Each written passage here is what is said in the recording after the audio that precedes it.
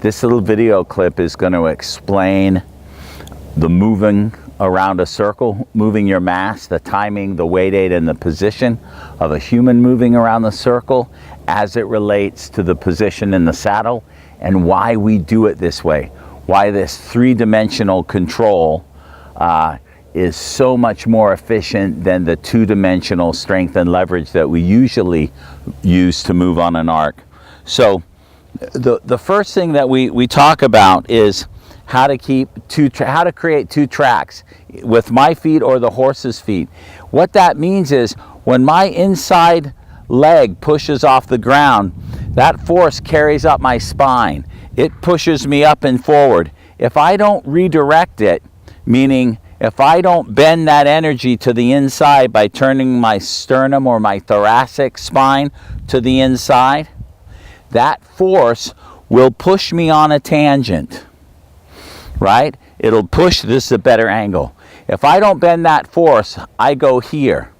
Now technically, I'm still on the circle because you can see the arc between my legs, but in the next movement, as that force carries through, it's going to move me this way off the circle, and then my foot, or the inside hind of the horse, is going to land on the circle. And the next step, I'm completely off the circle.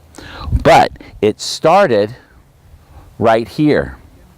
My coming off the circle, or you can think about it haunches to the outside, starts way back here.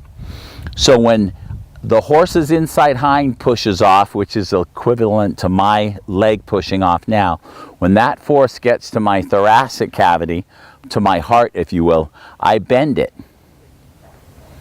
When I bend it, not only does it take the force that's in my spine and bend it around the arc, just like it bends in the horse's spine at the thoracic, it also takes my mass and puts it to the inside of the circle. In other words, it keeps my weight aid to the inside.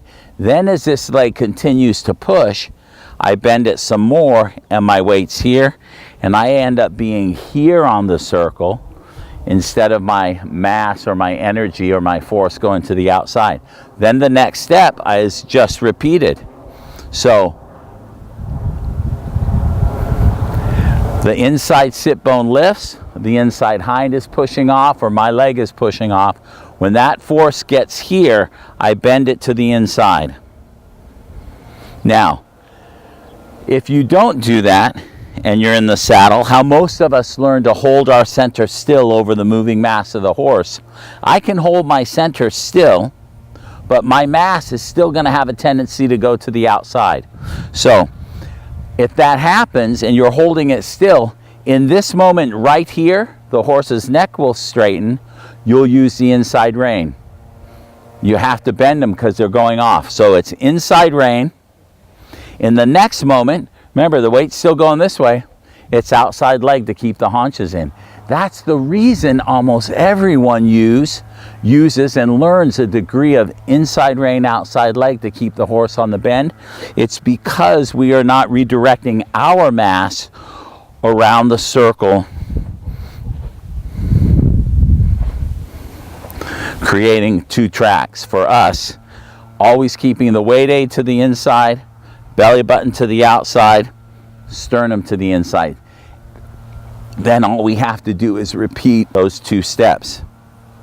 1, 2. If I repeat this 10 times on this arc,